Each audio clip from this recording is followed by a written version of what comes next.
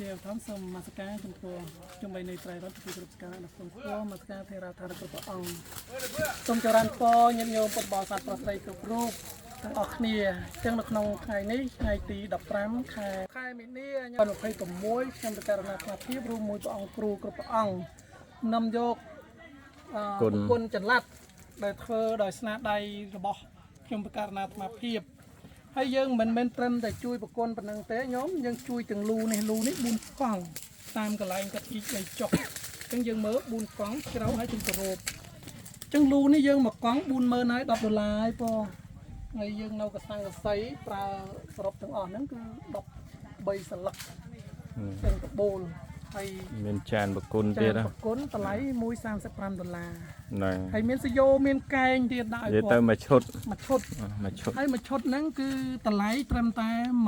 135ទេញាតិញោមទាំងថ្លៃជាងថ្លៃអីហ្នឹងអញ្ចឹងសង្ឃឹមថាញាតិញោមនឹងបានចូលរួមបន្ត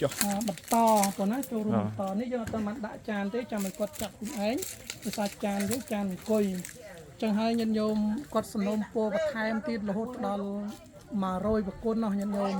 អញ្ចឹងគឺញាតិញោមបានចូលបន្តយើងបានធ្វើបន្តហើយចុងក្រោយសូមអរគុណដល់ចំពោះបងរ៉េតណយនិងបងស្រីវិខុតនៅរួមជាមួយបុត្រធីតាប្រុសស្រីនិងអ្នកម្ដាយនៅសហរដ្ឋអាមេរិកបានជួយពីប្រគុណក្នុងថ្ងៃនេះយើងយកមកដាក់ក្នុងទីនេះព្រោះនៅក្នុងទីនេះគឺកន្លែងតំបន់ប្រាសាទខ្នាខេត្តឧត្តរមានជ័យគឺគេហៅថាតំបន់តាកបីតាមន់ហ្នឹងគៀនគ្នាហ្នឹងឥឡូវនេះយើងយកមកជូនគាត់នៅទីនេះហើយនោះជាប្រគុណយើងមួយទៀតនៅមួយទៀតយើងមកคนមួយទៀតហើយនេះឥឡូវយើងមានដំណងទឹក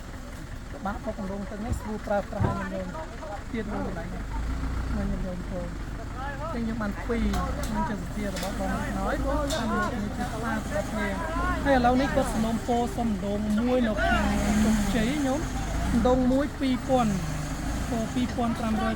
ដងមួយបែបនេះបុកទាំងប្រើសូឡាទាំងម៉ូទ័រទាំងដងជាសំខាន់ហ្នឹងគឺទាំងសូឡាសម្រាប់បូមទឹកចេញពីក្រោមដងប្រើប្រាស់អញ្ចឹងញោមមានសទ្ធាជ្រះថ្លាចូលរួមដងមួយញោមដងមួយ$2500សម្រាប់ដងដែលជួនតាហ៊ានអត់មានភ្លើងប្រើទេយើងប្រើប្រព័ន្ធសូឡាបងចុះសូមអរគុណច្រើនសុខសម្រាប់និយាយអរគុណណាស់បងសុខសម្រាប់បានចំណែកបងស្អាត